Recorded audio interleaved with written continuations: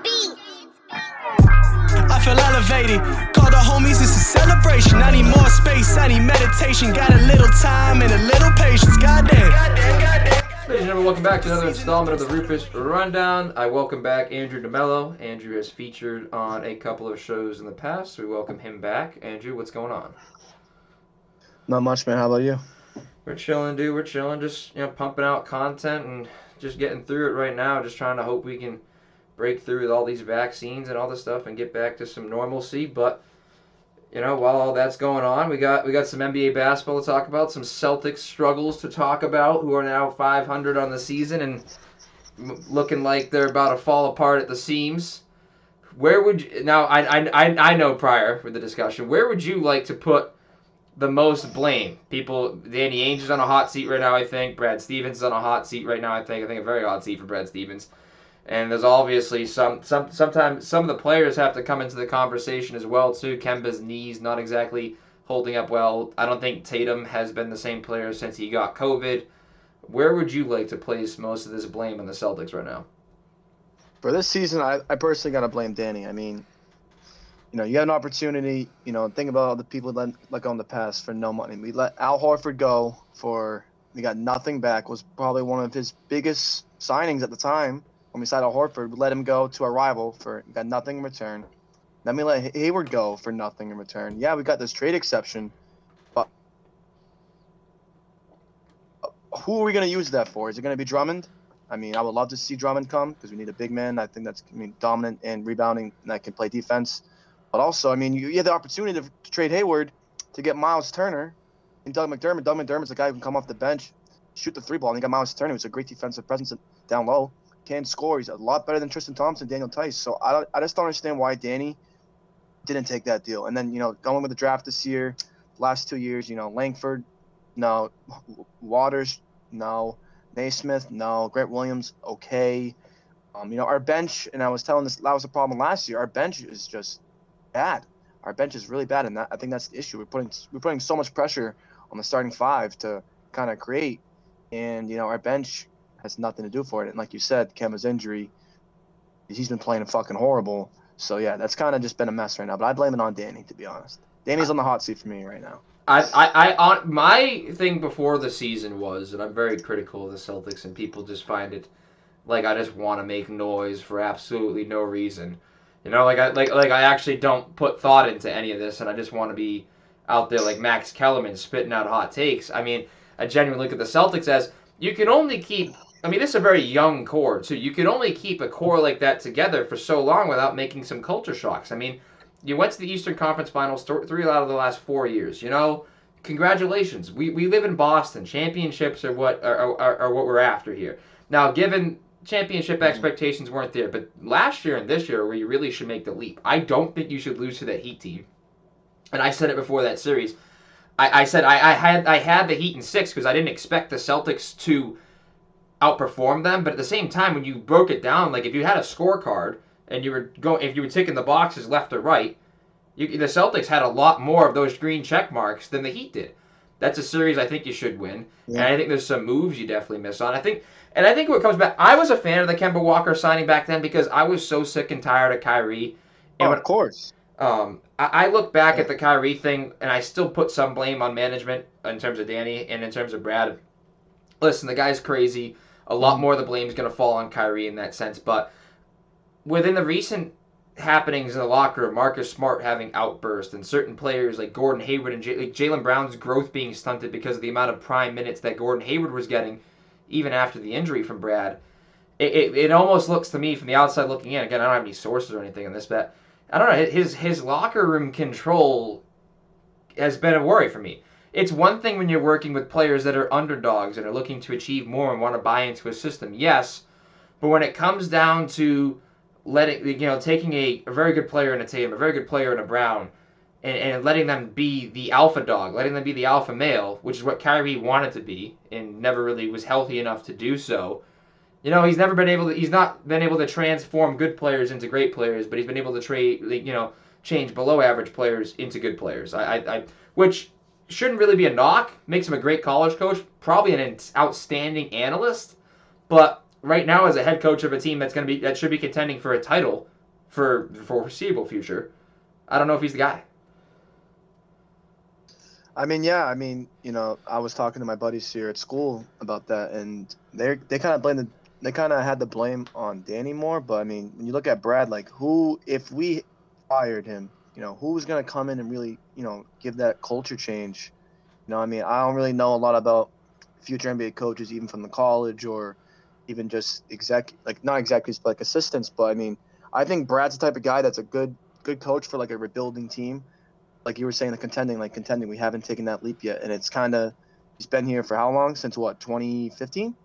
Yeah, and it wasn't really 2014, 2015? Yeah, and the goal was to rebuild there, and he rebuilt it a lot faster than we really intended for him to do. Yeah, and we overachieved with having Isaiah Thomas, and then 2017, we get Kyrie, we get Hayward goes down, Kyrie goes down, absolute shit show, and then we somehow make the conference finals that year. We almost beat the Cavs, and then after that, it kind of just went really, really south. Yeah, but, I mean, but like to go back on your point with Danny, with the whole thing that happened with Kyrie, I look back on it and I say, listen, the move to move on from him was right, but where do you go from there? Because the Terry Rozier thing had been falling out as well too. And I wasn't too sure how much I wanted to pay Terry Rozier, whatever not. And I was a fan of the Kemba deal at the time. I was hurt by Kyrie. I was pissed that we lost out the way we did. I mean, I think any Celtics fan was going to be incredibly upset and was ready to run Kyrie out of town just because of his actions. Oh, yeah. It reminded me so much of David Price. But hey, at least David Price won something. But it was very similar in that sense of very talented, running their mouth. It makes them impossible to like, and for what reason? Not unbeknownst to them being themselves, I guess. And when Kemba comes here, you think of Yukon Kemba and Cardiac Kemba, and he's more of a team player. He'll be better for us, and it was a panic move at the time. It looks like a slam dunk. Like, oh, we can get Kemba.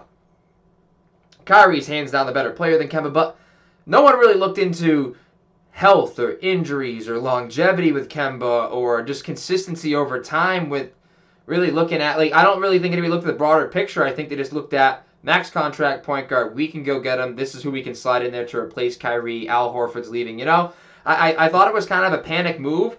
And now in hindsight, if you look at it, if you don't sign Kemba and you do re-sign Terry Rozier to that contract that he has now, what is it? I think it was, 3 years, $80 million I think he signed for. Or something like that. I can look it up right now, but I'm pretty sure he got overpaid really bad. But he's having a good year though. So is Hayward. Rozier's really having a good year. I mean, you're not going to know that's going to come from there because I couldn't have told you that, and I told you it was a good deal at that time. But now in hindsight, I mean, everybody can play Monday morning quarterback, but at the end of the day, there's one person who's making those decisions, and that's Danny. We're critics of that. Yeah. And while it wasn't exactly like it was a slam dunk to keep Rozier, if you look at what Rozier is doing this year for the contract that he has, it's definitely not a max contract. And at the time, he looked like he was getting overpaid. Yeah, he's on 3 years, 56.5. I just checked. Wow, 80 was a big overshot. So that's not a really bad deal for a player who's averaging 20 a game. But I knew it was a bigger deal for him. But right now, you could look at a player. I mean, Bradley Beal's not disgruntled. So, I mean, it's hard to make that move. But, I don't know, you look at a player like maybe a Zach LaVine, or maybe you look at a player I'm not Kobe White's too young, or Alonzo. There's certain players out there that you could guard help right now, because my big thing is that you don't have to bring in my big thing is that if you got to find a way to get Jason Tatum to defend the 5 like Pascal Siakam is starting to do, because at that point you don't need an interior post presence in offense. You just need one defensively, and if you can get Tatum to somehow learn how to defend the 5, if he really is 6'10", you can add guard help. So. With Kemba, you're locked now because no one's taking on a max contract without you taking on a big chunk of that contract and giving up, a lot of assets with Kemba to move him on. If you have Rozier, you can exchange him because there's obviously the bright future, cheap contract, sign him to a big contract now that you have him for a player that's disgruntled and wants to move. But if you were to give up Kemba in any deal right now, not only does it not bode well for any free agent signing here, because now you've run Kyrie out of town and you've ditched Kemba in less than 2 years, which is obviously I don't know if I buy into that much too, but Boston historically has not. I mean, no one really wants to come up to the cold Northeast historically in NBA players, no.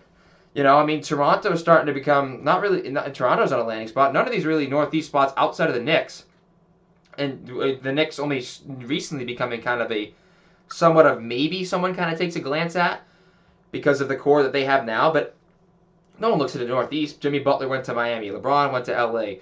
Paul George and Kawhi to the Clippers. Like Chris Paul to the Suns. It's all Western, and it's all towards those Southern states. So I just don't see like the Celtics have just it's going from bad to worse. There's got to be some sort of culture shock in there, and like you were noting, what coach do you bring in? I think Mark Jackson is not a bad shout. Did Mark Jackson win anything in Golden State just the same as Brad Stevens? No. But what Mark Jackson did do for me is that he really brought the best out of not only Steph Curry but Klay Thompson. We didn't really see. I mean, their best, really them coming into their best production was under Mark Jackson. Did Steve Kerr elevate that even more? Yes. I mean, no one could have predicted Steve Kerr coming in and winning 73 games with the Warriors and doing what he did there. I don't think anybody saw that coming. That dynasty came out of nowhere. No.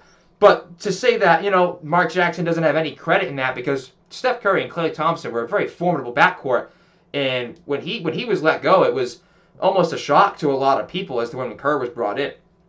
I'm not saying that the Celtics are instant final, like they're not going to go right to the finals and win it with Mark Jackson as a coach. But what I would like to see is what he can do with Jaylen Brown and Jason Tatum as that dynamic duo that he had with Klay and Steph.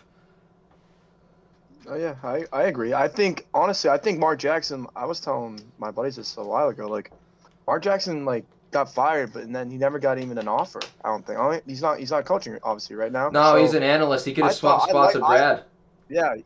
He's an analyst. I honestly I like Mark Jackson. I mean, at the time the Warriors were kind of growing up. It was Baron Davis and it was Monta Ellis, and then he comes out of nowhere, rebranding of the team, and then bang, you see these two freaking superstars. Remember Steph Curry at Davidson as a kid, for me, was one of my favorite players, and then he comes to the NBA, and who are these guys? Just brand new brand of basketball, completely changed the game of how basketball's played today.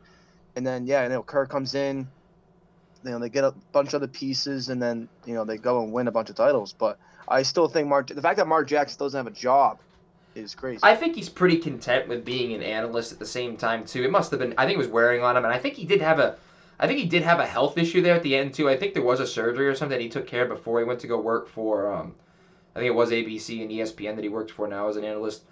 I just think that's the guy that would elevate this core. Like I had said, it would Stan Van Gundy too. People are like, oh, Stan Van Gundy, what's he going to win in New Orleans?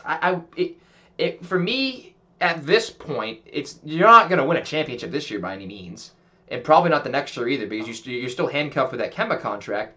So what would you see as a win? What would you see as a good result? And when Stan Van Gundy signed there, I said, I don't know if they make the play. I don't know if they win an NBA title. I don't think they do. I don't know if they make the playoffs, and that's a fringe point right now for the Pelicans. But I tell you what he's gonna do. I saw what Stan Van Gundy did with Dwight Howard, and he's gonna do the exact same thing with Brandon Ingram and Zion Williamson. You should look at he just somehow manages to get more out of those young players and just turns the leash over to them. And what's he done? Zion's become more of an assist machine and played a different style of basketball, and Ingram's become a real true point forward. So with Jackson, I'm not saying he wins you an NBA title immediately, which totally sounds different as to what I'm expecting out of the Celtics and why I'm trying to get rid of Brad. But Brad will keep you in the race. Brad's a great X's and O's guy, I think. I think he's a great basketball coach. I don't know if he's a great NBA coach, if that makes any sense to everyone. I think there's a true difference, being able to handle personalities, being able to handle the superstar game, being able to handle the one-on-one game. But then you have to take a peek at, like Tyronn Lue. Is Tyronn Lue a better X's and O's head coach than Brad Stevens? I don't think so. But I think he knows how to manage. I had LeBron. You know what I mean? He had LeBron. LeBron was his daddy. LeBron fucking made every fucking move and controlled the team. That's just how LeBron is. But I do think that something has to be said for them being able to win with Tyronn Lue as the head coach because, well, LeBron does have a lot to say there. He still had to manage personalities of Kyrie Irving and stuff. Is it easier to do with LeBron in the locker room? Yes. But they fired a coach just a few games into the season there to bring him in. and he was the guy. Now he's out there in LA working with Kawhi and Paul George. So I don't really think you have to be the best X's and O's head coach anymore to be. I think Kerr understands his players. I think Kerr, obviously great play designer, shooter, incredibly smart individual. Indifferent of what you think about him off the basketball court, but on the basketball court, I think the big thing is being able to understand big minutes and how to get big plays out of your big time players. I think Brad, it's almost Hoosier style. Everybody touches the ball first before a shot goes up. He just doesn't. I don't think he has that killer instinct, and I think that rubs off on his players. They can't develop that killer instinct. That's my one knock on Tatum. I don't think he's hit his statistical ceiling at all. I think he'll improve with points. If you can get him to defend the 5, I think he's a plus.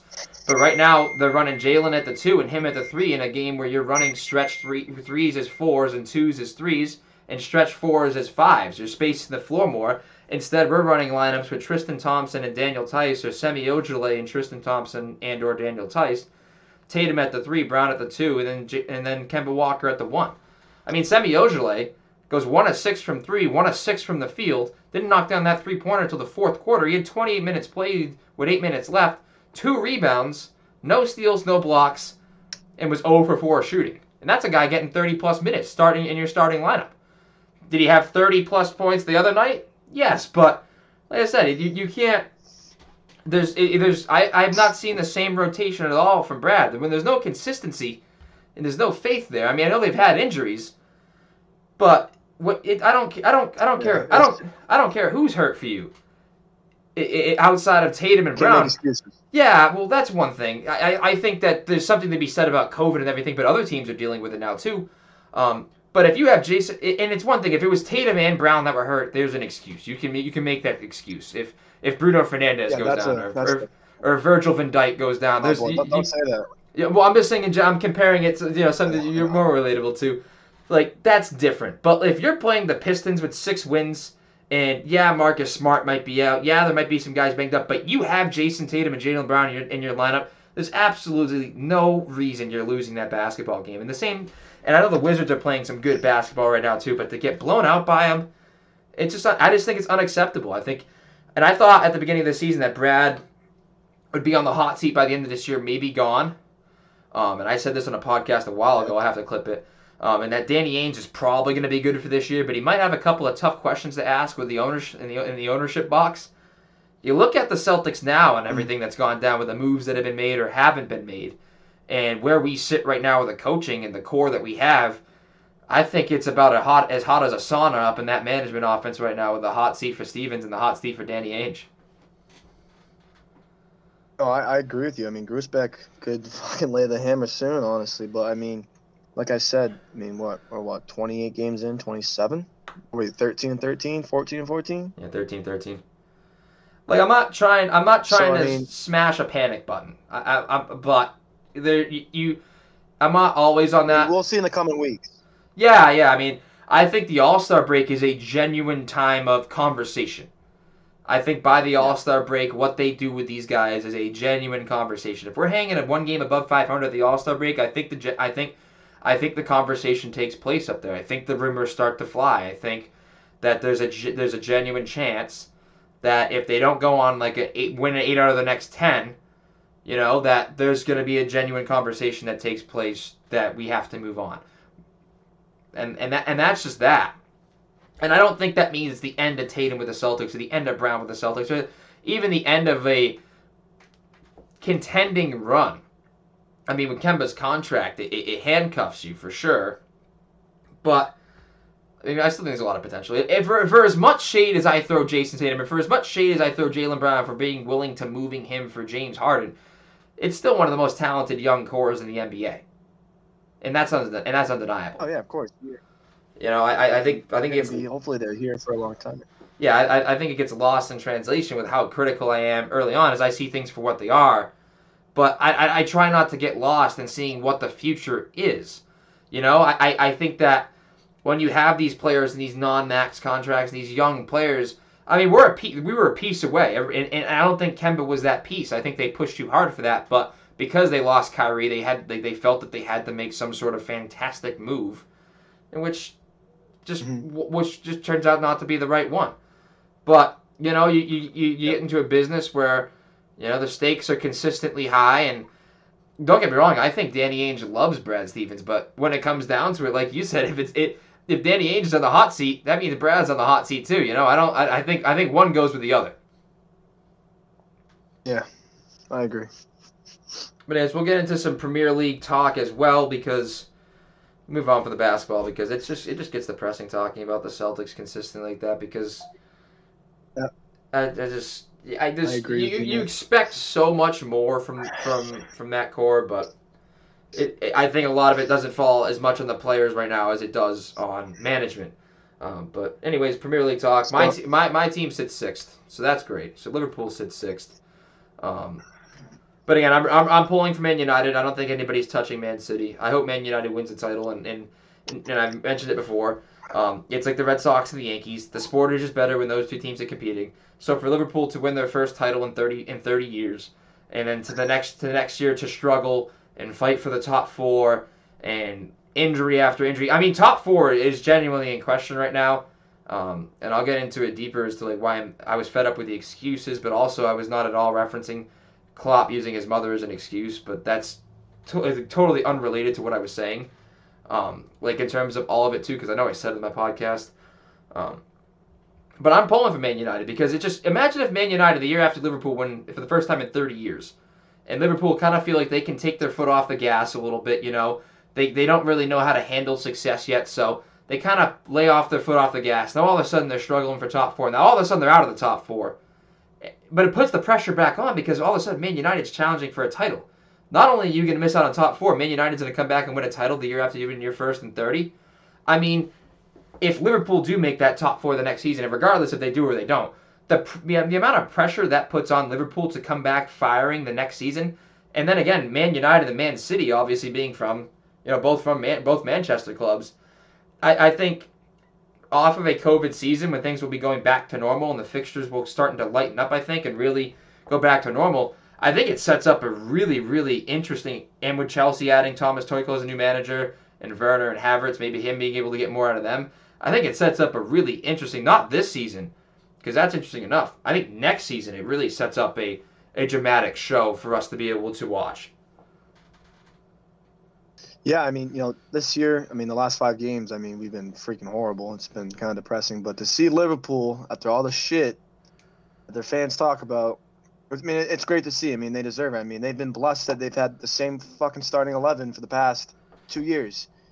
Van Dijk rarely got injured. I don't think he ever got injured before the ACL with Pickford, whatever. I think I mean, it was a head. Robertson, yeah, Head injury. Robertson has been a starter for what, 3 years in a row. Trent hasn't been injured. Yeah, Matip and Joe Gomez have been, they've been injured, but I mean that front three has consistently been there. That's the bread and butter of that team. Yeah, your midfield, has been lacking a little bit. Yeah, you bring in Thiago, world class player, but he hasn't gelled. I mean, you really are understanding the importance of Van Dijk. I mean, he adds so much more. I mean, he's probably one of the best passing defenders I've seen.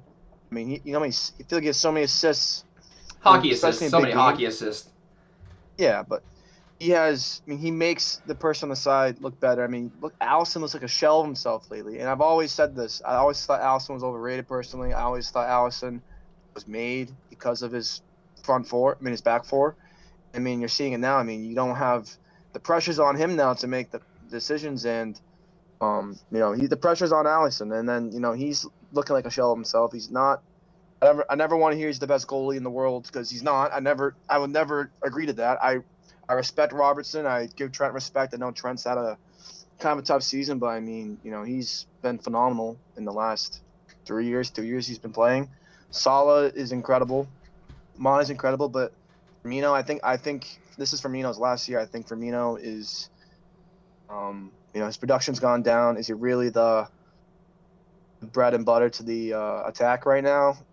No, I think Liverpool always sells their stars to make profit, despite them being this massive club that everyone says they are, and they can't really hold on to their stars.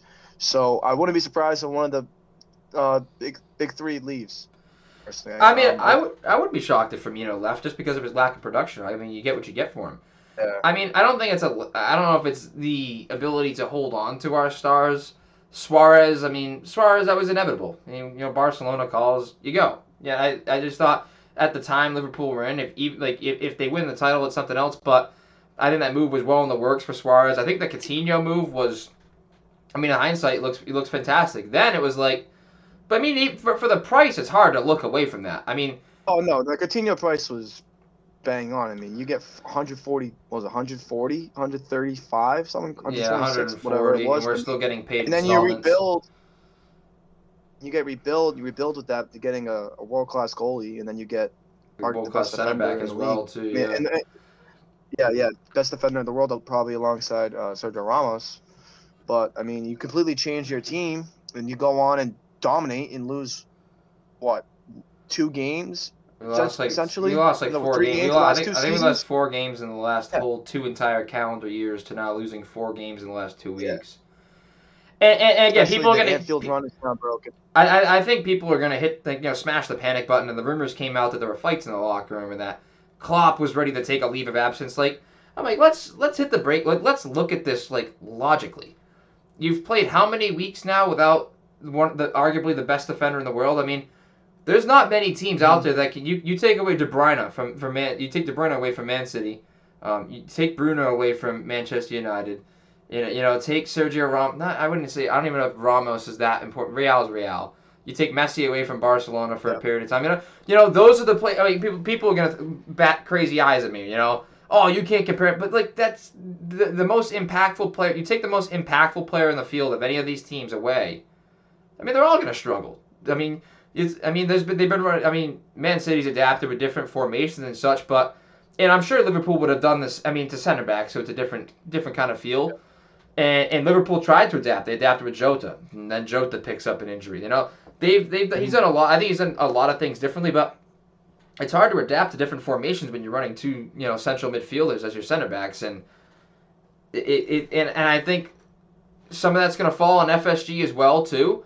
If that's the case, I don't know what goes on there. I don't know why they didn't spend until February 1st, because if you're willing to sign K-back for that deal, why not do it at the beginning of January, so when it comes around to these big games, he's already worked into the first team, if you think he's that guy. No, Which I think if K-back performs well, I don't think that first performance is going to have anything to do with what his entire time is like. But say K-back does perform well, I think I think Joe Gomez is on his way out of the club. If K-back does.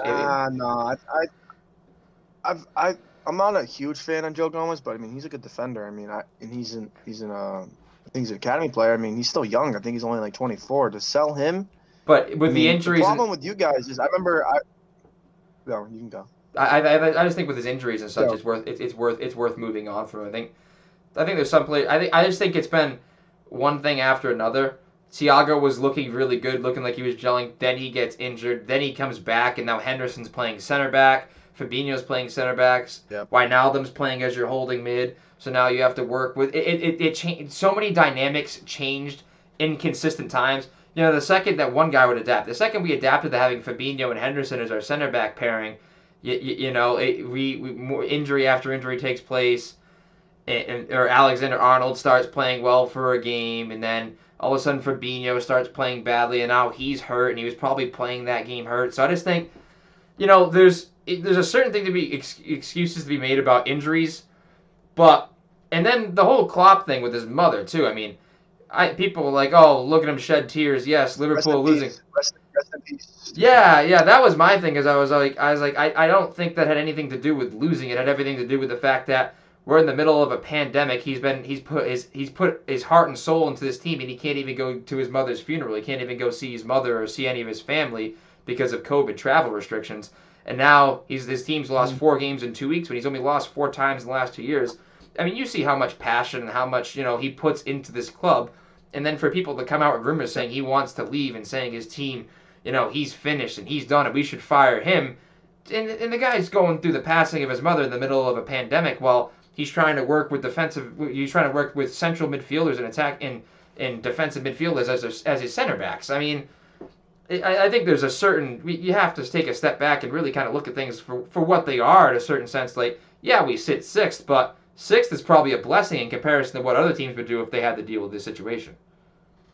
Yeah, I agree. It's different because you guys are the reigning champions. And I remember I would tell my other Liverpool friends, I'm like, the problem with you guys is it's going to come up to you. You guys got to get depth. When you look at that Liverpool depth, that bench, last 2 years, I mean, there really hasn't really been a lot of quality to come out of that bench. I mean, and now when your stars are injured and when you're depleted, you have Origi trying to fit the role. He's not good anymore. Shaqiri's finished.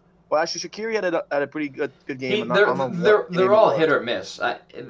Yeah, I mean, it's the same thing at Man United. I mean, like, I love Juan. I mean, I respect Juan Mata, what he's done, but I mean, should he really still be here? I think he should be probably on the touchline as a coach with McKenna, Fletcher, and Ollie and Carrot. But Well, it's just, and even Matic is getting old too. I mean, you just gotta like look at City. That's the thing with City though. Is like they lost De Bruyne.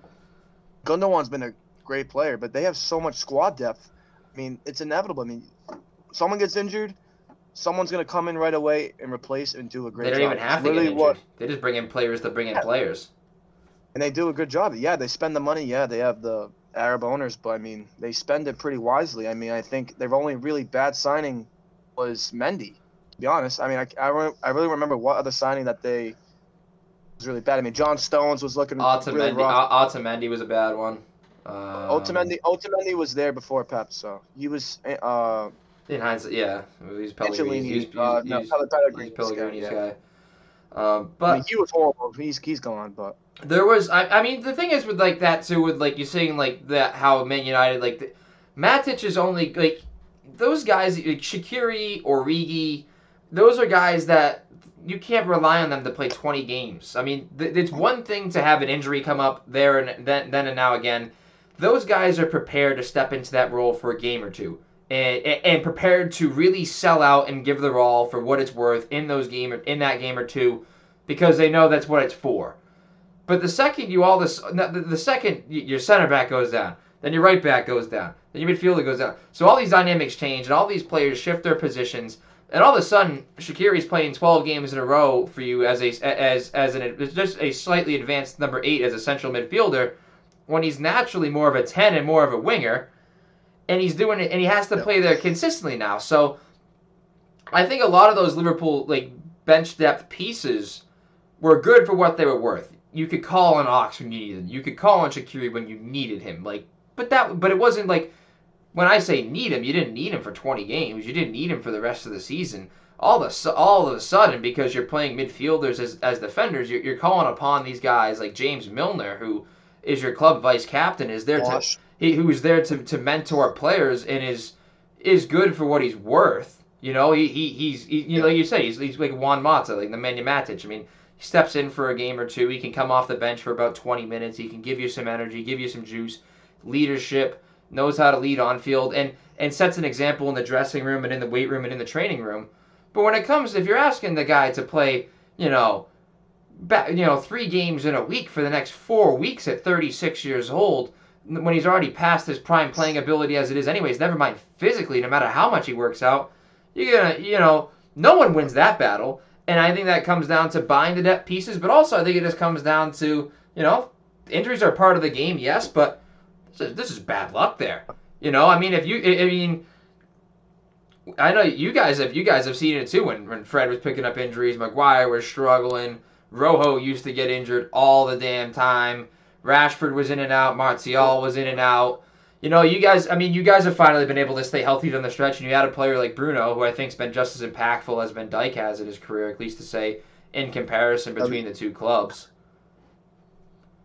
It's weird with Bruno is because he has games where he's unbelievable, and then he has games where he stinks it up, and then he'll the other day versus West Brom, really didn't have that great of a game, but he scored a crazy volley with his weak foot. He has so many bright moments, and yeah, he loses the ball a lot because he likes to take risks. But we needed that guy to take risks in the midfield because our midfield was so boring and stagnant. I mean, before Bruno came, and then but Pogba was unreal this season. He was probably one of the best midfielders in the league this season until he obviously got injured. So that's kind of been tough. But Martial has been disappointing this season. Rashford's decision making and finishing is like flip flop. You can have a week where his finishing is lights out, and then there's some weeks where it's embarrassing. Defense, I mean, yeah, Maguire. I personally think it's a little too much hate. I mean, I do when too. Bailly's healthy, man, he's unbelievable. When Bailly's healthy, he's nasty. Luke Shaw is up there with Bresswell and Robertson is probably the 3 best left backs in the league this season. Luke Shaw's been unbelievable ever since we signed Tellez. He's been he's unbelievable, and I really wanted Tellez to be that guy because you think about it, you need balance. I mean, Tellez can attack, Wan-Bissaka really can't attack. He can defend. Tellez isn't really known for a defender, but Luke Shaw's kind of been that balance at left back, attacking presence and defensive presence. But also Wan-Bissaka, I think Wan-Bissaka has like 2 goals this season and like 4 assists. Yeah, he's advanced well. That was because he gets so much shit on Twitter that because was of how bad he is on. Yeah, that's something I got away from you. You look at it for some sources of content for me, but at the end of the day, like I analyze stuff for what it is, and let people analyze what I have to say from a back seat. And Wan-Bissaka, that was the big knock on him, and I never said he couldn't do it, but that was the big knock was him. Was he going to eventually transition to center back to play with Maguire or play with whoever it may be back there, or would he develop an offensive game? And he's obviously developed an ability to go forward. I also think the creation from Bruno Fernandes helps in that sense because they're so able to get up so quickly in the counter, and he's so fast and physically strong. I think Cavani was a good ad for you guys as well. And you say all these Liverpool fans that gave Manchester United fans shit. I was not one of them. I was probably one of the most pro Ole guys, and not for the meme's sake. I know some people that would be like, yeah, keep Ole at Man United. Ole's at the wheel, let him stay. You joke around with Ole at the wheel and all that stuff once in a while, but I still thought that there was so much. It was so commendable to me to how much those guys like to play for him in the big games. There was. He had the locker room's respect. It was a matter of developing himself tactically, and the easiest transition tactically for him was being able to sit back deeper and allow Bruno to really just dish it out from wherever he is on the field. They drop back. They don't sit as high of a line as they had before, which has made Maguire better. Luke Shaw and Wan-Bissaka like that, but you can also explode out from the back with Pogba, with Fred, with Bruno picking out passes. I think Rashford's been a pretty big part of that as well too this season. So Greenwood's still pretty impressive too. I mean, there's still a lot of room to grow for Man United, but I also think giving Ole the time was a good decision because he was finally able to kind of fall into groove, and sometimes one player can make that difference. Bruno has been that one guy to make the difference. I mean, that team lives and dies with Bruno. I love Marcus Rashford. I root for Harry Maguire. I think De Gea is still a very solid goalkeeper. I like Aaron Wan-Bissaka. I'll still take Trent over Wan-Bissaka, but I still like Wan-Bissaka a lot. And I like Fred a lot too. I think Fred received a lot of outlandish hate early on. Fred's underrated. Yep. He's become underrated because everybody thought he was overrated. I mean, that's the problem with a lot of people. I love Fred. I honestly, Fred plays with the badge. He works hard. He has a lot of passion, and he's a workhorse in midfield. Yeah, he doesn't really do well at breaking lines, but he's great at winning the ball back and kind of just playing and defending. But I mean, he's not good going forward. I mean, how many times Fred has shot the ball outside the box with his right foot, and I always ask myself why. I think since he's been at Man United, I think he has 3 goals, either 3 or 2. It's all been his left foot, and he decides to just shoot with his right foot, and it doesn't even go near the goal. It's pretty frustrating. But McTominay's been great this year. I mean, I've always loved McTominay. I know a lot of rival fans don't like him because it's kind of he's just aggressive in the midfield. He'll bump into you, he'll shove you, he'll talk shit to you. But that's the type of guy you need, a title-winning team. That's kind of like how Robbo is for Liverpool in a way. Robbo, Henderson, James Milner, you name it. We're built on that. They don't put up with any shit. They kind of want you to let them know, I'm fucking you. You don't fuck with me, I'm gonna fuck with you. You know what I mean? Greenwood this year, I think the problem that we've had recently over time is that we never really had a force on the right side. I mean, I really do like Rashford on the right. But, we missed out on Sancho, but at the end of the day, I think it was kind of a smart decision to pull out because, it's 120 mil for Sancho. It's still a lot of money, and, maybe that price can come down in maybe the summer. I mean, I don't know how much it'll be. I still think we need to fix our defense. You know, De Gea had a bad game recently, and everyone wants Dean Henderson to start over, but I think De Gea has been great this season. I know you were mentioning that Wan-Bissaka could play center back, but that only be maybe a 5 in the back. I mean, Yeah, his I positional wouldn't play awareness, him. Yeah. in set pieces, Wan-Bissaka has really bad awareness. Sometimes you'd have no idea what he's thinking. That's the same thing with Maguire. Maguire on set pieces will like to play the whole entire other team on side. It's just it can get frustrating at times because looking at our last games, I mean, the game versus Everton, we're up 2-0.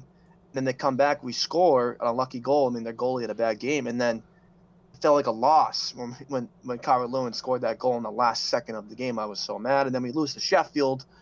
And then earlier in the season, Champions League, we gave Istanbul their first ever Champions League win with Demba Ba scoring, 40 years old. And then you look at the Turkish table and they're 18th. It's like I feel like we don't take every game seriously. We just expect to go in there and win. That's not how.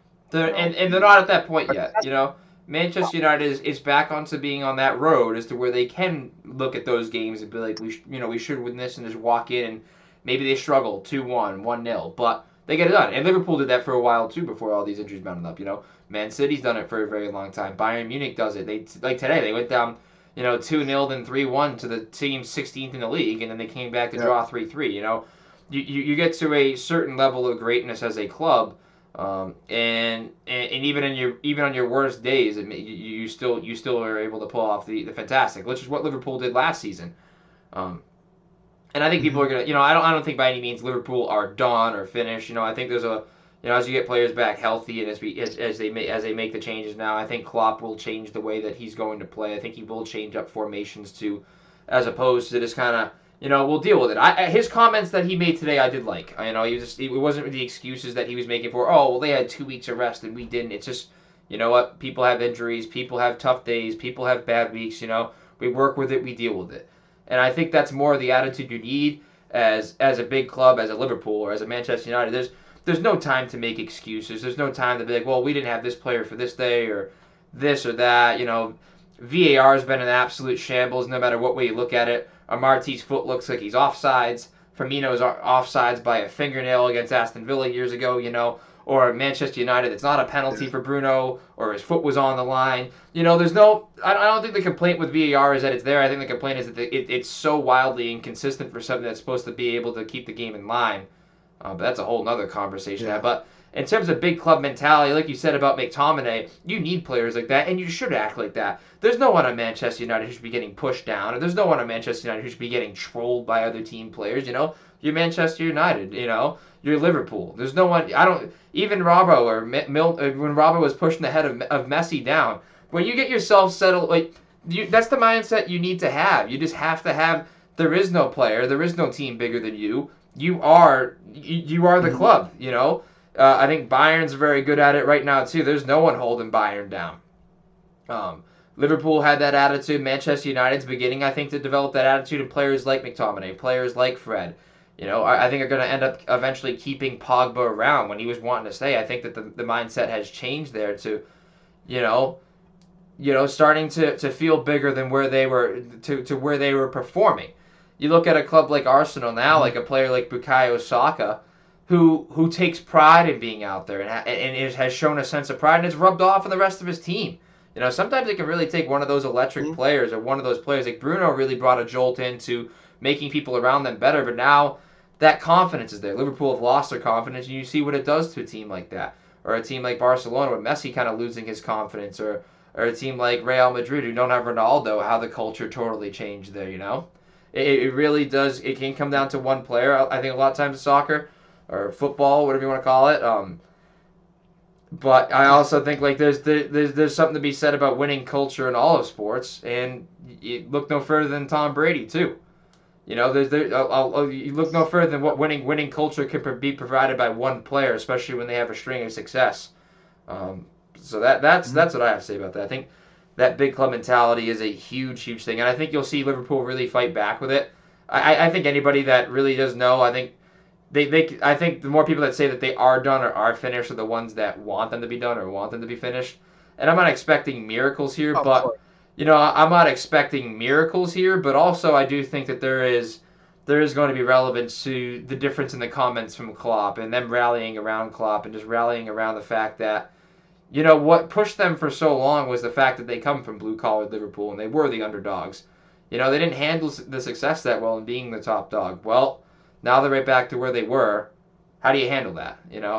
Everybody has a plan until they get punched in the face, is the kind of way I see it. And United has to deal with the same thing down the stretch, but having to deal with City just winning basically every game throughout. How far are they willing to be pushed mentally to really maintain that race? And do I think that they have the consistency to do it this year? No. But are they still going to finish higher than us? Are they still going to finish in Champions League place? And have they still made huge strides this year? Yes. And will I be rooting for them all the way? Strictly for the fact that it puts more pressure on Liverpool ownership to spend and more pressure on Liverpool ownership to put more into this club, and to see, for scouting and Edwards and more people to be brought in and really reevaluate, in terms of, bringing youth around or as opposed to bringing in depth. I'm all for it. Yeah, I mean, regarding on Klopp, I just, I get it. He lost his mom. That's very sad. But even before that, obviously that's tough. He should be able to go see his mom. But just the excuses he makes, not even about, obviously, he makes so many excuses, and you're like, dude, like, it's like embarrassing. It's just like it was a huge complaint for me. He always complains. He always complains to the referees, and then the referees, Big Klopp will say something to referees, to the FA, and then all the referees are changing decision. It screws up the game. It's horrible. He makes so many. He'll blame the wins. He'll blame how the team that plays. I'm like, listen. I get told this Liverpool team is the greatest team to ever play in the Prem, and you're gonna complain about all this little shit. It's just, it pisses me off, and I know it pisses off a lot of other footy fans because it's just embarrassing. Some of it does, some of it doesn't. He celebrates stuff. Is just, I can't take it. Like, he runs on the field. There's the passion. There's the passion there, but the thing with the referees and all the complaining and his advertism, that annoys me too, because then from him the counteraction between him and Mourinho and the double standard there is just, it's whatever. I think Mourinho's an ass, and I think that he did, but at the same time, Klopp, there shouldn't be a double standard there. Him complaining to the FA for more subs, I think, is legitimate, because I think any team would be down for that. I like the 5-sub rule. I really enjoyed it second half of last year. I really did like the 5-sub rule, to be honest. But I think that was a genuine, move, and I think there was people that were genuinely behind that. But the excuses of, they had 2 weeks rest, or this or that, the complaints about VAR are just, they're out there. I'm not going to criticize anybody. I'm not going to criticize anybody for anything to do with VAR, because, or at least complaining about it, because it deserves every complaint it gets. Not for the fact that it exists, but for the fact of how inconsistent it has been. But like you said, like the wind or the other style, the way the team plays, like him. Just like the Burnley game for me was what sold it. Where I was like, this isn't about what Liverpool have to do. This is all about them being. This wasn't about overcoming, Burnley and really fighting for that game. That was a pout. That they just started to pout at that point. They pouted and tucked against Burnley, and that's not what a championship side does. Last year, you're a championship side, they come back. They at least get a point from that game at the very least. This year they just don't have that same mentality. Now, are they worn out from it? Are they worn out from COVID? Are they worn out mentally from that winning mentality? Do they really not understand with the way the core worked and not having had that so consistent success from the last years? Do they know how to handle the success? Because they walk into they hit a wall when you lose a player like Van Dijk. Did you lose that sense of leadership and ability to handle that success? Yes, I think all of that is true in the above, and I've held my team accountable to that too. I've complained about that for a while. I've been saying for a while, I think it's more of a race for the top four than it is a title race. I don't think we're in the title race at all. And then you come in and just like I said, the excuses from Klopp were bothering me. The mother thing is totally separate from me campaigning about the excuses. I think anybody who's ever suffered loss of just loss in general understands where he's coming from there. People take leave of absences from work. I mean, especially if it's your mother and you can't even go see her, pandemic, or how long he hadn't seen her for, and at the same time in his tenure here when they've had so much success, he's now experiencing more struggle in terms of injuries and everything all at once. Of course, there's going to be emotion there. But but like you said about the complaining, most of those other interviews prior to that, I would have expected him to complain about something, or complain about the subs, or complain about the rest. I was so happy to see him come out in the press and say, everybody has to deal with all the stuff that we're dealing with. I don't need a break. I appreciate the condolences. I don't want to be treated any differently. I want to get back to work, and we'll work with it. I think that shows more for what this Liverpool team's going to do the rest of the season. I was more worried when he was making excuses, as opposed to now where I am dead set knowing that this Liverpool team is going to look totally different coming out of these changes right here, just because of those comments alone. Because he, like you mentioned, all he's done is complain in the press, and it gets annoying. That's the first time he's come out in a very long time and said, you know what, we're just going to get after it and attack it. We're going to deal with it. Yeah, I mean, obviously, losing someone is like that is tremendously sad, and I hope the players. I mean, if I'm a player, I want to be playing for Klopp and playing for the fans. I mean, this is not how you retain a title. You got to play for your manager, back your manager. The manager's done everything the last 3 years to change this organization and the club. I mean, step it up. You shouldn't be losing to these teams. You shouldn't be putting these horrible performances in and letting all these fans be like, what the hell? Liverpool fans are getting reminded of, 2013, 2012, 2014, where they were horrible. I mean, not 2014, but, when Liverpool was really shit, when they were bouncing down from 6th to 7th to 8th to 5th, Yeah. when they really weren't challenging, That's how it's kind of been for me as a Man United fan since I became a fan. I mean, we had never really been – we had that one good year under Jose. Well, the first years of Jose was pretty decent, but Jose's style just was boring. And then, he gets sacked after the Liverpool game, and then Ollie comes in and we play good attacking football. Now it's kind of paying off, but you still need to work on little things. But that's it. It's developing that winning mentality, and Liverpool have had it for so long, and they've kind of lost it right here. And like I said, there hasn't been a lot of teams you see in recent memory that have had to deal with this amount of these amount of not distractions, but it's been a lot of adversity to take in the middle of a pandemic. I mean, Man City had to play Fernandinho as a center back as well too, and they struggled to compete for a title in that season as well too. So there's a lot to be said about it. I think it's because we are the reigning champions and we had won the Champions League the year prior that there is a lot of question marks around it. But if there's been a team to show any resilience in the recent years, I think it's also been Liverpool too. So I'm not too worried about top four, and those comments have they've encouraged me. But also to your note, where the players have to look at it better. If there's been one good thing to come out of the struggles for Liverpool, I think a lot of the neutrals and other opposing teams, footy fans, can finally look at Mo Salah and say, okay, this guy's kind of for real. If people hadn't seen that before, I think that I know some. I mean, you shake your head thinking like, no, I knew Mo Salah was for real, but I think that there's been a lot of people that have been hypercritical of him, but you look at it now, he looks like he's the only player on that field. Him and Curtis Jones look like the only people out there that want to play. I mean, Henderson too, but he's in the center back position. Henderson always looks like he wants to play. But when you take him out of his... That's been one of the biggest things. I think you miss his impact in the midfield because of how well he orchestrates play for us. He can't really do that from the center back position. Not naturally for him, at least. He could eventually, but not naturally. But Trent just hasn't looked the same player. And again, Jason Tatum hasn't looked the same since he had COVID. Cam Newton for the Patriots didn't look the same after he had COVID. I mean, Trent Alexander-Arnold also had COVID and hasn't really looked the same since. I don't think I'm stretching too far in saying that a lot of these professional athletes that have had COVID have struggled, in a month or two following having COVID. And Trent, you can add Trent to that list. Yeah, no, I agree. I mean, I forgot who I was reading. I think it was who was it? What athlete said that it was really tough when they had COVID? I don't know if it was Cam, but I mean, It might have been Carl Anthony Towns. It is a big deal. Twice. Oh yeah, and Carl Anthony Towns has had a really tough year. So with COVID, prayers to him. But like I was saying, man. Speaking on Henderson, I've never really been a fan of Henderson. Obviously, I just don't really like him. I mean, I gotta give him credit. I mean, I think he's. No one really rated him until Klopp. No one really rated Hendo until Klopp got there, and then looking at the team now, I think he's a really good passer. I mean, he dictates the midfield really well, and then when you put obviously your leader, him and Van Dijk are your leaders of that team. You take your leader out and put him in a center back position where you really can't distribute the ball to the forwards as good as you can from the middle of the field to like near the goalie. Obviously, it's going to be different, and obviously, no Van Dijk is just a nightmare.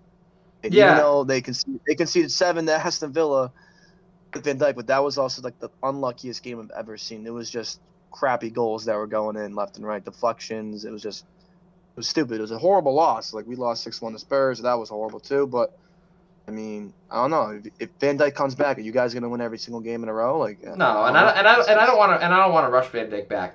I don't want to rush Van Dijk back even That's at the that. thing too. I feel like he's rushing himself back, and There's just I'm telling him, and I appreciate it. You respect it as a like, fan, but I don't want that to happen. Why would I want to rush back one of the best defenders in the world just to come back and not be a shell of of his former self? Even if it means that if it's a difference between top 4 and not top 4 for the season, I don't want him to rush back. I'm totally content with finishing 5th or 6th if it means we don't have if it means Virgil van Dijk doesn't rush back and re-injures himself and we lose him for another season. I want him for a full season next year. yeah. I mean, looking at top 4, I mean, top 6 right now, it's City, United, Leicester, Chelsea, West Ham. You guys, I mean, I really don't think West Ham is really gonna keep their form. I mean, I can see Man United. I mean, we've already basically imploded, but I mean, who knows? We can implode more. I mean, Chelsea have been looking decent. Leicester, I don't think Leicester's going to collapse like they did last year. But they're also It's really, Brendan really bad. I Rodgers. mean, They're they also a were. Brendan Rodgers team, so it's just instrumental that they have to fail at some point. Yeah, that is true. But they had a lot of injuries last year. Madison was hurt, I believe. I don't know if Soyuncu was hurt, but I know Madison was hurt for a while, and he's been fantastic this season.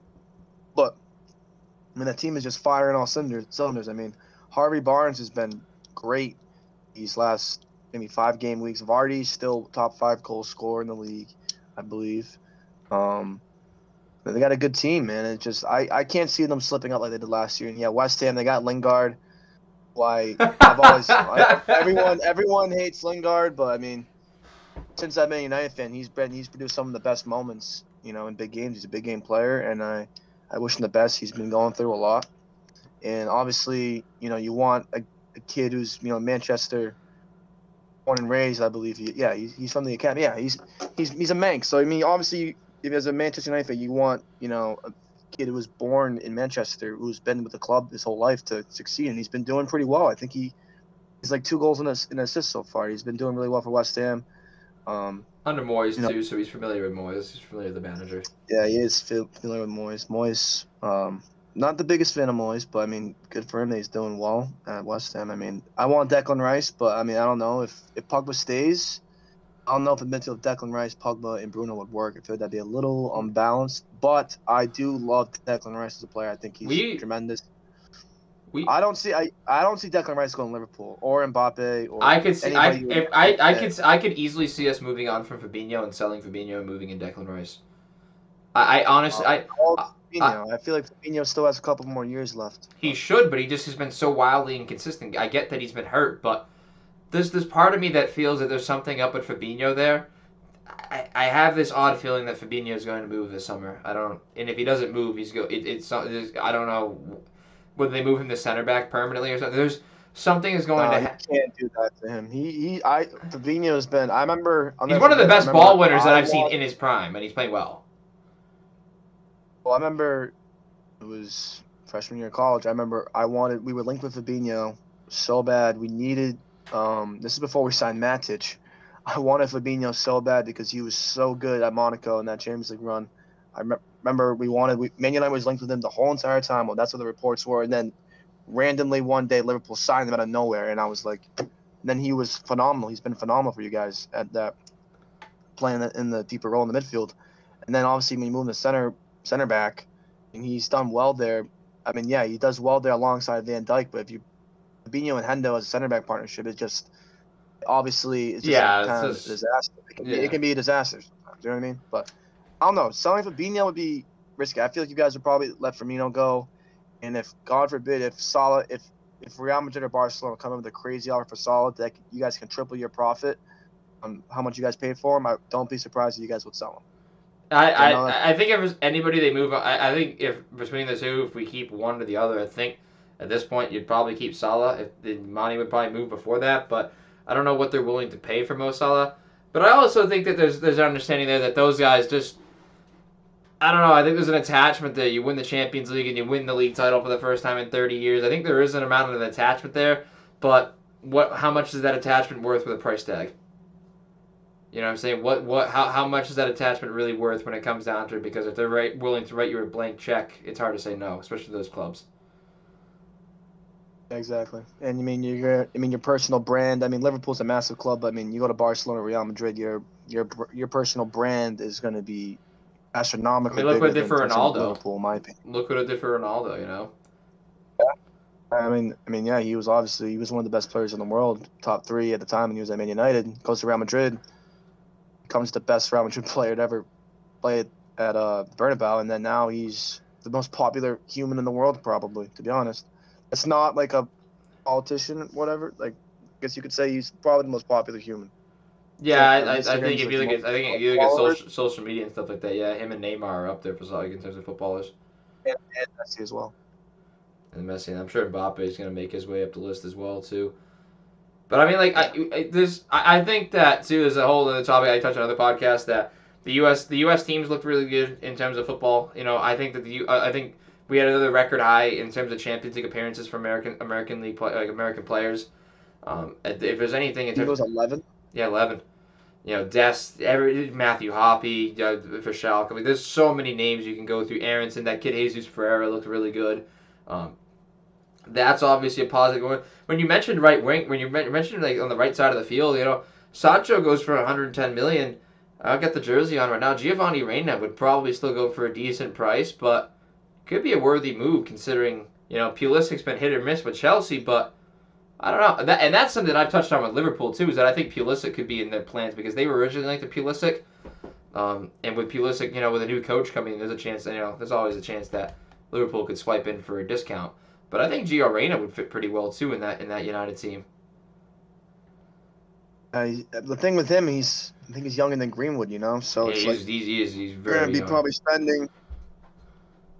So I mean, Dortmund don't like to, they don't sell their youngsters cheap at the time. They're young rising players, especially in the past. I mean, Dembele sold for a crap load. So I mean, maybe give Reyna a year and a half to see how he does. Yeah. Maybe see how he does against Champions League games, coming up. I mean, Dortmund right now is looking pretty horrible. I think they're in 6th place right now. I don't know if They're taking Marco Rose is going to be taken over from Mönchengladbach, but you know it has nothing to do with their player development or any of their transfers. It's a matter of getting a manager in there who can just game manage. And that's the thing. That's the problem I have with the Bundesliga. It's like, I like Dortmund because honestly, like to use Dortmund on FIFA like way when I was younger. But like, I just don't like how they just don't even bother challenging Bayern Munich. It's like, if you're a Dortmund fan, it's like, when are you ever gonna win the Bundesliga title again? They were close last year at times, but then they just set the They foot on the haven't gas they pedal, and then haven't Bayern didn't know it. they haven't been the same since Klopp left. Klopp was like the only real saving grace, and that was like just the miraculous year, you know. So it's tough. It's a really talented league, but it's also kind of got to be annoying that they develop players so well over in the Bundesliga, and it's a very competitive league, but it's competitive player by player, competition wise, but team wise, it's just not. You know what I'm saying? It's incredible to me how competitive it can be position by position, player by player, and how well they develop players, but yet team by team, there's only one team who wins any year, and that's Bayern Munich.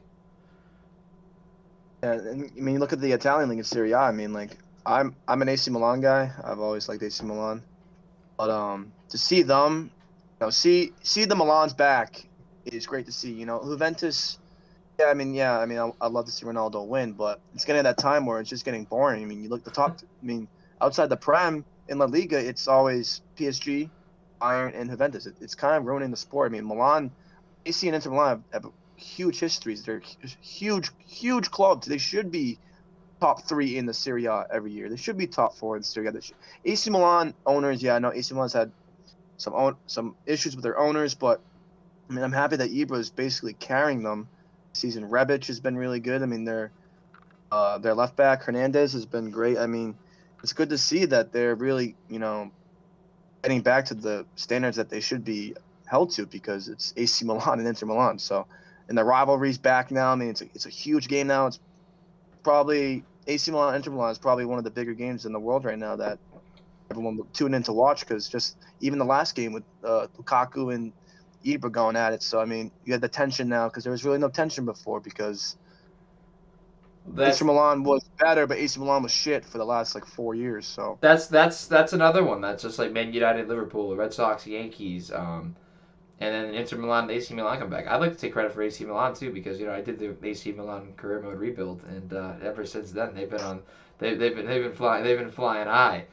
But yeah, I think that's very similar to any of those other like big rivalries and how much that they do mean to those cities and they do mean to the sport as a whole, and it just grows the game so much that period of time because I'd never flipped on it. I mean I would flip on Serie A games from time to time, but I really am interested to watch like a lot of these AC Milan games down the stretch because they have a genuine shot at winning the damn thing.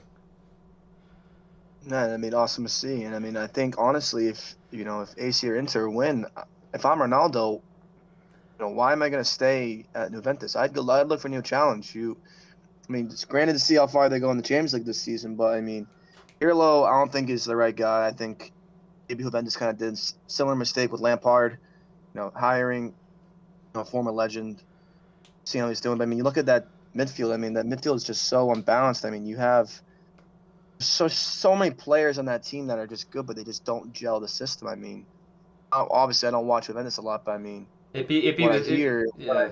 see, it just doesn't seem like it's going well. They paid Ramsey all this money. Ramsey does not even a guaranteed starter. Rabiot, they got him on a free, but they probably paid him a crap load of money. Is it really worth all that money? I mean, I know Juventus has a crap load of money, but if I'm Ronaldo, I'm coming back to Man United, baby, and win and coming to help Man United win the title, dude. If I'm Ronaldo, bro. This summer will tell for Juventus to see what Pirlo can do to bring those games around. But you mentioned about club legends and stuff like that. My thing was that I thought Lampard did so well without being able to buy players, and then when he finally bought players, he struggled. But you let the guy work out of trouble when he didn't buy any players. But then when he has players that he spent money on, you instantly cut the cord when there was no, you didn't let him work out of that. Like you left faith in him when he had no money, but then when you gave him the money, he lost all the faith. Like that doesn't make it didn't make any sense to me. They never really let him adapt or adjust or over a season's worth of time because it wasn't like they were in danger of getting relegated. And I don't think you bring in a guy like Tuchel. I don't think there's any guarantees he pushes you for a title this year. So why the big rush? You let him bring in the money, let him bring in the players. I don't think anybody's going to demand to leave after a season. Yeah, I think you would evaluate it at the end of the season before you just cut it here. And then Pirlo, struggling, whatever it may be. Then a guy like Arteta is still employed. I don't know how he's out-survived everybody else. I really don't know how he's out-survived all these other coaches. Over the years, I mean, Chelsea. I think Arteta needs. I give Arteta one more year. I don't think Arteta's that bad of a coach. I don't think he. Arsenal's board has been getting really better. They made a lot of good subtraction, I guess you could say, to the team, the squad. Letting Mustafi go off wages. Letting Ozil go off wages. They also let Kolasinac go. Guys that are getting paid a good amount. I think they're in the right step. I mean, but even with Chelsea, I mean, Abramovich doesn't mess around. Like, he sacked Sarri. They won the Europa League title, and I think he got fourth place or third, and he sacked him. Yeah. I mean, that's compared to the top three clubs, Man United, Liverpool, Man City. Other than that, any owner would take that, and he said no, bounce. Conte won the league, and the year after, or the couple years after, he struggled, and they bounced him. I mean, Lampard, club legend, probably the best player of all time, alongside John Terry, comes in, and then he shines. He brings this youth. You see Mason Mount and Tam Abraham flourish. You think because he did so well at the championship with Derby. Tomori. I'm not a Chelsea fan, but I think Tomori is a great player. He's fast. He's left-footed. He's good on the ball. And then AC Milan have him, and I'm pretty sure he's doing well over there. And same thing with Delo from Man United. But yeah, they let him go, and yeah, they brought in Tuchel. But I mean, Tuchel's done well, but they haven't really had a big game. Well, they did play Spurs, but But here's my thing with that is like in any sport when the coach gets fired, the NFL they win that week. Or at least they cover the spread that week. any of those anytime there's a big culture shock, like it changes the players' ways. It's the consistency over time, and what my question was, like, you bring in Werner, you bring in Havertz. Were those really Lampard's guys, or was that the board saying, "Hey, we want to spend some cash. These are the big names we want to go after"? Because Lampard was. I heard that. Oh. Sorry, well, I heard that. Like, yeah, Lampard talked to Werner and Havertz, but I heard that like they wanted some German players on the team because besides Rudiger, like Rudiger really pushed to get them, and besides Rudiger, I don't remember the last time Chelsea had a German player besides Ballack. I think I heard. I don't know Schürrle if for a this. little bit.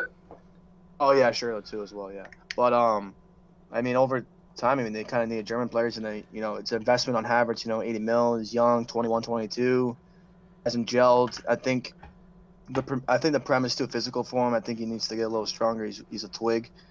And Werner, I think, and that's the problem. I remember I was talking to my buddy who's a Chelsea fan, and Werner thrived in a two-striker system, and then you kind of have him.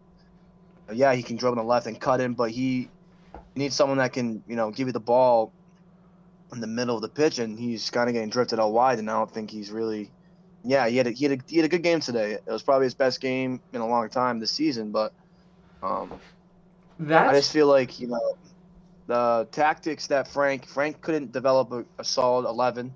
Yeah, he had. I think the only people in that 11 that were really consistent starters were Mendy, who's now out with Kepa, Reece James, and Mount. I think at the time those are the two Jorginho of the too, best players. yeah. Jorginho was And pretty then consistent. Kovacic struggled a little bit. He's doing better. And then Callum Hudson-Odoi's been great. I mean, think about Odoi, Mount, and Reece James have been probably the three of their best players this season. So and then you spend all this money, 100, On German 100 players. German players, and it takes some time to adapt to the Premier League. It's not easy for everybody, and then you're really seeing the struggles of. That's why it confused me. Like, Lampard had so much success. Tammy Abraham, Mason Mount, Callum Hudson-Odoi. Well, Odoi having more success now, but he's had a lot of success over due time with English players. And they were linked to Declan Rice. They were linked to a player that could have been, slid right in there. And they went for these German players, and that just didn't seem to fit the system. You had a cam, and you have a striker, and you're not running a two-striker system. It just seemed weird to me, and it seemed like there was a pushing from different directions that weren't all Lampard. And then the hiring of Tuchel confused me as well too, because you could have gone for. I would have wrote Julian. If you're Chelsea and you're in the games of writing blank checks, which they do, I'd write a blank check to the Leipzig coach. I'd write a blank check for Julian Nagelsmann. He would make Havertz and Werner work. I would look at Jesse Marsch, who coaches at Salzburg, the American coach. I would even look at Ralph Hasenhüttl at Southampton, who's also worked in those systems as well, and runs a two-striker system at Southampton. Given he's had some struggles at Southampton, he still does make the most of what he has in a two-striker system. But then you bring in Tuchel, who struggled with Dortmund as it was, or struggled with PSG as it was. It didn't make sense that. I mean, he did bring PSG to the final last season, and the manager hasn't brought them into a Champions League final, in a long time. And I think the problem with him at PSG is just the players just didn't like him. I mean, Neymar, I love Neymar as a player, but I mean, does he really care about winning? Like, I think he does when he's playing, but off the field, and I don't know, I really don't think his mind is always at football. And I'm pretty sure the players really didn't like Tuchel. I mean, I think he's doing fine. Yeah, he's been running some weird formations, but I mean, he ran Werner as a left winger in a 3-4-3. Yeah, which is really strange. So I mean, I don't think the hiring's bad. I like Nagelsmann, but I think Nagelsmann likes his Leipzig job too much, to be honest. I feel like he should have got a big hire maybe a year ago. I think Spurs should have went after Nagelsmann instead of Mourinho. Yeah, Jose's a big name, but that culture shock was, like you were mentioning earlier, is crazy. Also, Erik ten Hag at Ajax. Yeah, that'd have been a good one as well too. He had that great run, at Ajax a couple years ago. But yeah, I mean, I feel bad for Lampard. I think Lampard, I obviously loved him as a player, but as a manager, I was never really a fan of him. I thought he was a little arrogant, but cocky at times. But I mean, like I said, when you're in a big club, you kind of have to, stand your ground and make sure your players, look up to you and play for you. But He'll get another shot as a manager. He'll get another shot, and I think he'll be fine. I think he'll develop over a period of time. Again, I think it just might have been too quick of a push. I think a lot of these managerial hires right now they're advancing a lot of guys faster because the good coaches are in really good spots that aren't worth leaving. Nagelsmann not worth leaving. Marsh, he's still at a very good young point in his career, not worth leaving. Ten Hag, not worth leaving Ajax. You have to really take a risk, and I'm willing to take a risk on a guy who's coached a questionable team. They take the young, unproven guys, but with the names to sell tickets. They the Lampards, the Artetas of the world, or the Perlos of the world. Before taking someone else who's proven but just hasn't had the success yet, or has a set system and you know exactly what to expect out of him.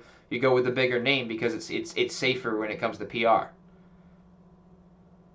I think Gerrard's doing really well. He's done it the right He's way. Making Celtic look like apps. And it's obviously it's going to be coming that Gerrard will be the manager of Liverpool in probably about 8 years' time. Maybe 6 years, depending on how long Klopp stays. I don't know how long. It depends on when Klopp's Klopp contract steps away runs and if Pep Linders steps in, because I think it'll be Klopp for a couple more. Then I think Klopp will step down. It'll be Pep Linders to step in, and then I think after that Gerrard will step in. Pep Linders, who's that? He's assistant coach. He's done a lot of. You think Liverpool hierarchy will just let the assistant take over right away? Klopp speaks so highly of him and says so many good things about him, and I've been critical of assistant coaches in the past of just holding the cones, but in terms of player development, you see it on the sideline all the time. The genuine discussion that they have over who to bring on as substitutes and stuff, like the combination of the two and how much work he's able to delegate to Linders, and the difference in the coordination between the two shows, especially between the two of them and Michael Edwards, has really, really been, just seamless. I mean, I think my biggest regret was not going after Pep. Because we had those battles with Barcelona in the Champions League. 2009, 2012. 2008, 2012. We were battling with Barcelona. Sir Alex versus Pep, and then there's an interview. I mean, Alex Ferguson literally wanted Pep Guardiola to take over, and he was kind of like starstruck and unsure. And then he goes to Man City and he lights it up. I mean, imagine Man United had Pep Guardiola, all the money that we could be spending. We'd be unbelievable right now. I don't know who would be here, who would be gone, but I'm always gonna ask myself, what would it have been like if we decided to jump the gun and get Pep? Yeah, it's tough to sit in the position of being like that big of a club and seeing like what could have been, what you could have had. Like, Cesc Fabregas probably goes to United instead. I'm saying, like, there's different. There's so many different ways in which the cookie can crumble there, but you can only live in what you got now. And I think Ole's doing a fine job for what it's worth. Yeah, we'll see. I mean, time still will tell. Yeah, these last 5 performances has been a head scratcher for me. I mean, how can you be, considered? He never said we were title contenders, but I mean, to be that close, it's been a while since we were that close. I mean, 2017-18 we came in second place, but that's when City were Centurions, so we were never in the race, but we finished second with like 82 points. But I mean, we were on a run where we really could have stepped it up and threaten City, and now we just, I don't know. I mean, obviously Pogba got injured, but we just took the gas off the pedal, and now we suck. We're in horrible form right now, and it's worrying me that we're going to keep collapsing because, Chelsea could keep picking up form. Spurs can, rise up even though they're pretty far below down the table. Like I said, Liverpool's still Liverpool. Everyone, don't count them out now. Anything can happen. They could. I think now is the time where most people will. Form, Yeah, exactly. I think you said now is the time where people will, and they probably shouldn't, because that's when they're at their most dangerous. Exactly. No one. I know England doesn't like to see Liverpool win, and not a lot of people want Liverpool to win right now, and that's gonna be a chip on their shoulder to, say, hey, we gotta win games. I mean, they're reigning. This is probably the worst response to winning the Premier League in a long time. The season after you win it, and it makes me happy, even though I'm a United fan, not to be a douche, but I mean, Chelsea almost got relegated the year after they won it. Oh yeah, that's true. I think they finished. 12th. Yeah, 12th. Uh, 12th. That was I that. mean, They almost got relegated. Same with Leicester. Leicester struggled the year after too. yeah, they did. But I mean, but you think about it, it's like it's Liverpool. I mean, you win your title. Yeah, you win your first Premier League title, first English title in 30 years. No fans, no parade, and it makes me happy because obviously I'm a Man United fan. Obviously, I'm a douche, but man, and then to see this collapse, it's kind of just like bittersweet to me. But I mean, at the end of the day, you know, like you were saying earlier, it's good when Man United, Liverpool, and City, Chelsea, those are to me those are the big four are at the top of their game. So I think it's set up for that next year. I think it's truthfully set up to be a genuine top four battle, which is what this year City's looking like they're about to run away with it. Liverpool ran away with it the year before. It was tight between Liverpool and City the year before. I think the next year is where we're genuinely going to have four giants just really going after the title. Which will obviously when you have those four giants going after it, teams like Leicester can make some noise too and surprise people. The dynamic of the following seasons with some familiarity with the managers and consistency within the teams now is really going to provide, especially coming off of COVID and all the restrictions and bringing fans back, which is what the expectation is for the next season. I think it totally and the storyline writes itself. Yeah. Alrighty, I'm not gonna. Leicester doesn't get enough credit. Oh yeah, you go. Leicester doesn't get enough credit because of the media. I mean, James Madison said it in an interview the other day. They're not in the traditional Big Six, so they really don't get a lot of credit. But I mean, if they can hold on to some of their guys next summer, spend a lot of money, and they could challenge for the title next year. And you can't tell me. I don't think a lot of people can say they can't if they spend well and everyone stays healthy. I mean, I get Vardy's world class. Vardy's getting older and older, but he's still producing double-digit goals a season. He's probably going to get maybe 20 goals this season. So, I mean, that's good for your striker, your number 9. So, I mean, Tottenham and Arsenal don't get threatened that top 6 anytime soon. So, Leicester certainly is the same thing. Arsenal's picking up form. I mean, Arsenal are picking up form. I'm thinking Aubameyang can, replicate what he did in his last game. The problem was Aubameyang was struggling really bad, and you got Saka coming in looking good. Tierney's been injured, but I think that whole team kind of relies on scoring goals. And if Aubameyang ain't scoring goals and Saka isn't, kind of down to Lacazette. And Lacazette actually has been having a decent season compared to he had a horrible season last season. I'm pretty sure. No, he's been a shell of himself since his first year there. Yeah, so I mean, we'll see. I think Arteta with time, give him one more summer window to spend. They're gonna have a lot of money to spend while all the money they just got off the wage book. I think Arsenal will be challenging for top 4 next season. Who knows? They can make a push. Anything can happen this crazy ass season. Yeah, I don't think it's gonna get any more simpler through the years coming off of all these COVID season stuff. I mean, teams are really gonna be able to now, once the spending opens back up and fans come back, there's just gonna be teams that are willing to take the shot, and stuff's really gonna take off. So, I think we'll be rewarded for locking ourselves in our house for a year. So, final thoughts on the show. We'll touch upon the Andrew Benintendi trade, which I have discussed previously on the podcast, but I wanted to get thoughts of another Red Sox fan on the show to see what they think of the Andrew Benintendi deal. Well, I mean, at the World Series, Benny's production is down. Benny in Boston is really hyped up, obviously. Personally, I've never really been a big Benny biceps guy. I've liked Benny, but I thought he was a little overrated. Yeah, he had a great 2018. We won the World Series with him. He was great. I mean, to get the pieces we got back for him, I mean, he's on a really good contract too, which is surprising. So, I mean, are the pieces that we traded for really that good? I'm not sure. I mean, I checked the stats on the outfielder that we got.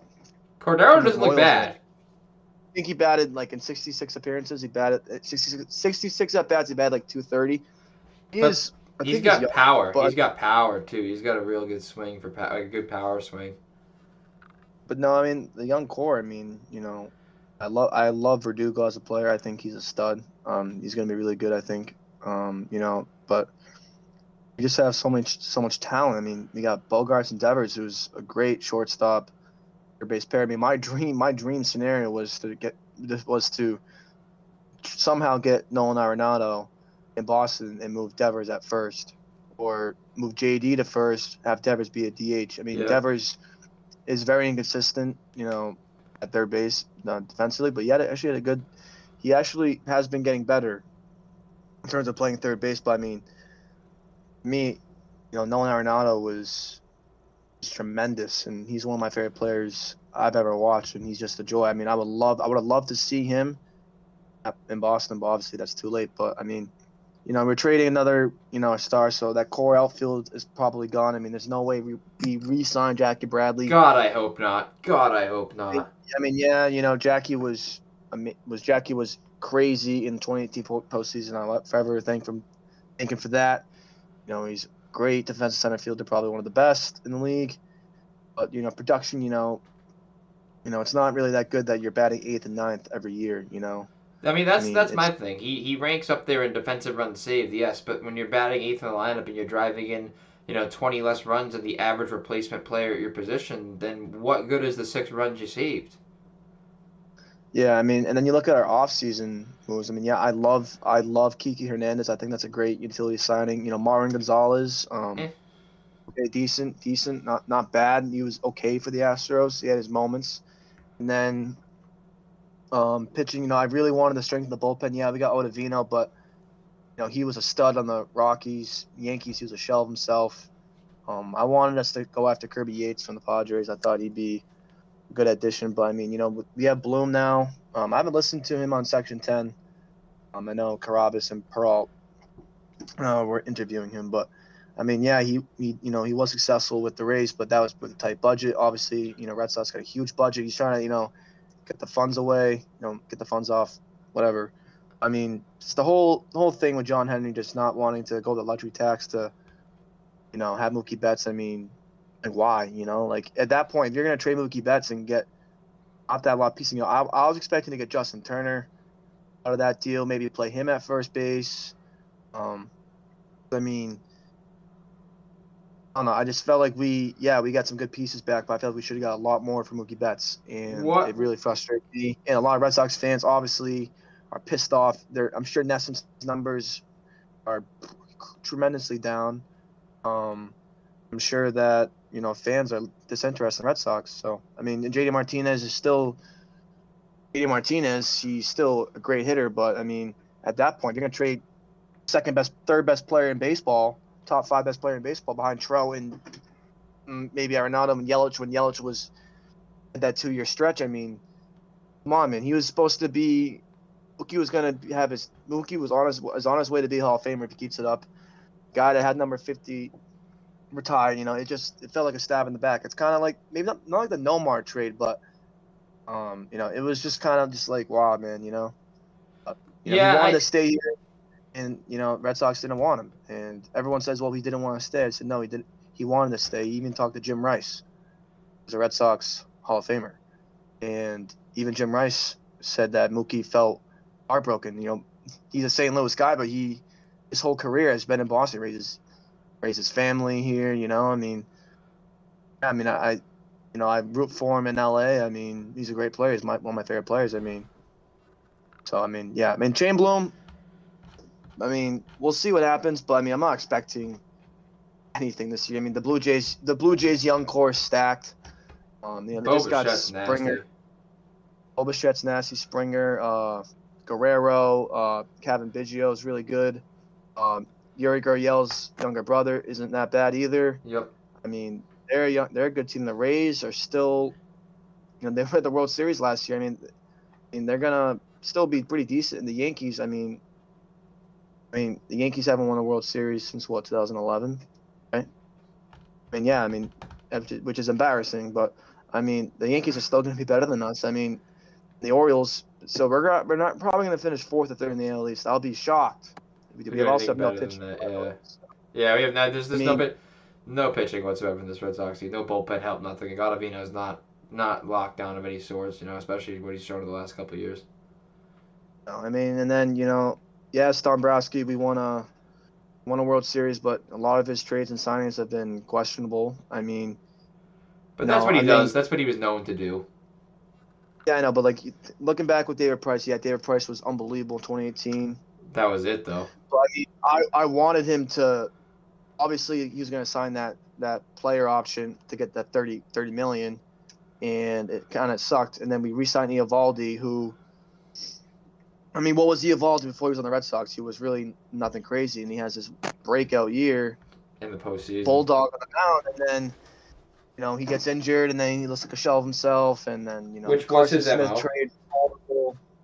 So it's just and the whole farm system is depleted. I mean, when Theo was here, we won a World Series with Theo. We won 2 World Series with Theo. I believe. I don't know if he left after. I don't know if Theo left in 2013 or before 3, that, but 4, yeah, 7, and 13 were all with. No, yeah, 13 was Sherrington, so we won 2 with Theo. yeah, exactly. So yeah, we won 2 with Theo, and we had arguably the best farm system, for a long time. And we were still winning. And then he goes to the Cubs. They have one of the best farm systems in a while, and they obviously haven't won the World Series since 2017. But I mean, or no, 2016, excuse me. But yeah, I mean, I'm gonna ride with Bloom, but I'm not sure that he is. The season hasn't even started yet, so I mean, this is all just speculation, just false hope. But I mean, we'll see how he does. I mean, I'm not sure. But, Yeah, the Benny trade for me is you get what you can get for him because it looks like he's hit his ceiling and he just doesn't have the power for the swing that the how low of a contact rate that he does have in his exit velocity. It all just doesn't add up metrically for a player that looks to be able to pan out and be a corner outfielder and hit with power. It just doesn't. Even though he tried to build himself into that body, he just couldn't. And the thing is, the Mookie thing that annoys me is that yeah, you brought in Dombrowski and then you shipped him out really quick. But I think and you're unwilling to go over the luxury tax when you brought in Dombrowski knowing what you wanted to do. And yeah, he won you 1 World Series, but you had a chance to win 2 or 3. Did you have to fork over the money to Mookie? Yes, but also you let this guy re-sign Eovaldi, sign Chris Sale to this big extension where now he's built up arm problems. He's probably never going to be the same pitcher again. You're eating a big chunk of David Price's contract that he gave him, and then you had, I'm saying there's so many big pieces there. You still the fact that you gave up Mookie Betts and you still had to eat a chunk of David Price's contract is embarrassing. There's so many. If you're ready to move off of Benintendi and you wanted to re-sign Mookie Betts, you should have traded Benintendi after the World Series and got more for him. You should have moved Jackie Bradley then. You should have let Eovaldi walk. You could have debated moving J.D. Martinez before his player opt-out came up. There are a lot. Xander Bogaerts, be thankful, he took your hometown discount. You don't sign Chris Sale to that big extension. These are all things that while you thought didn't matter in the short term because we had such a good core, then they just up and decided to blow it up right before a pandemic. By the way, where a bunch of spending money and luxury tax would probably be more effective on people. I don't know if they had insider trading info on that.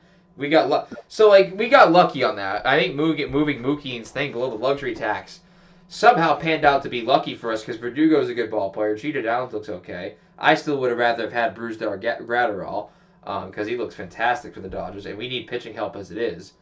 But, we kind of got lucky in that sense, but at the same time, it still is frustrating to see.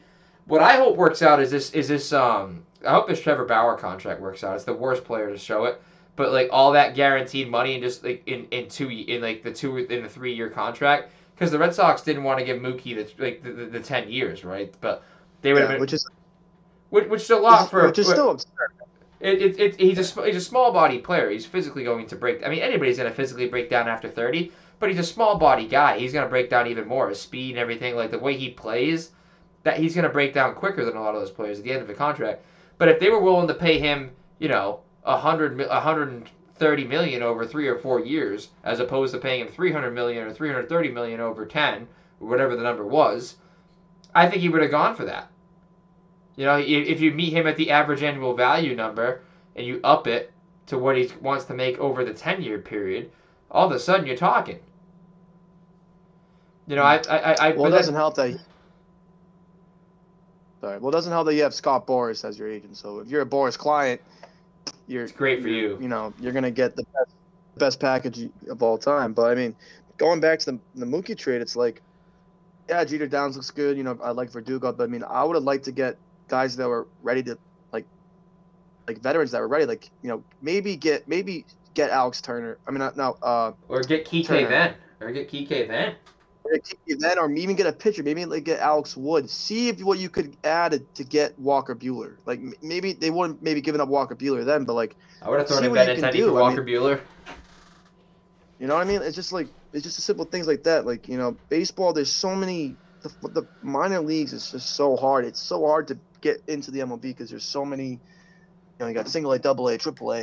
It's crazy. And then the baseball is a lot gambling on prospects. I mean, look what the White Sox did when they traded for James Shields. They gave away Tatis, and Tatis was one of the best players in the league. So it's like same thing with the Pirates. The amount of players they keep up. When they traded for Chris Archer, and that's all it is. I mean, then you look at the Mets. The Mets get Francisco Lindor and Carlos Carrasco for a bunch of no names. I mean, like I don't know every prospect in baseball. Nobody can. I mean, nobody should. Jesus Christ, how long you have to how much sunlight do you get if you know every prospect in professional baseball?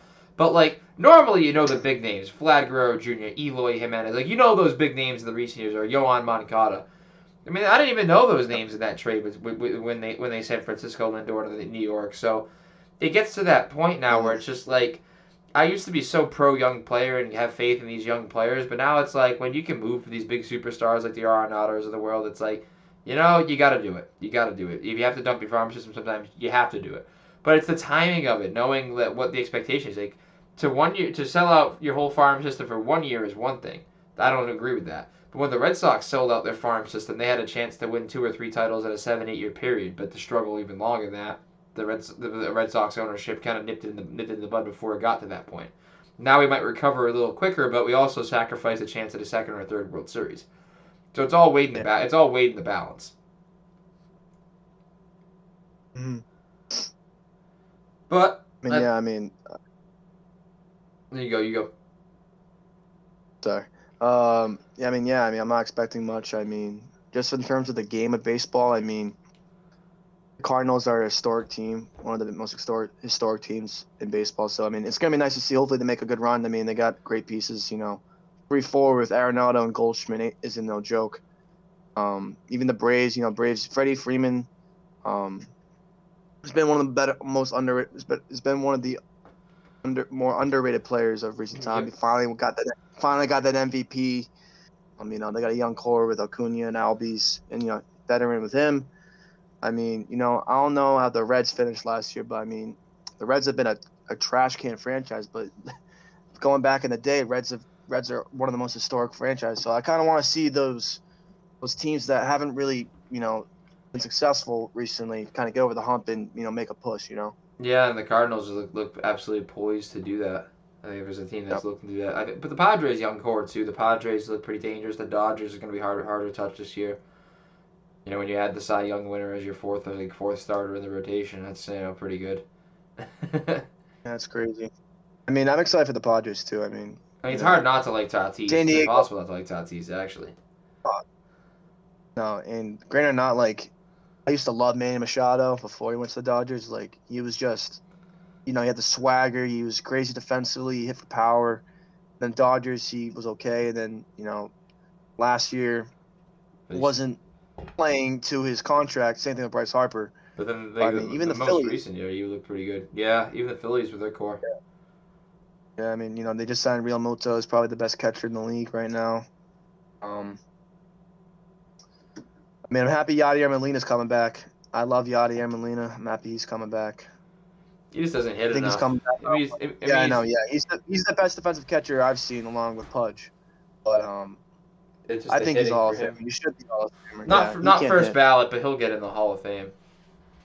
No, yeah, definitely. His Hall of Fame's a joke, too. You may as well throw him in there because it's the Hall of Very Good, And then they have steroid users in there that admitted to using steroids, but because they didn't know they were using steroids at the time they got voted in, they stay in.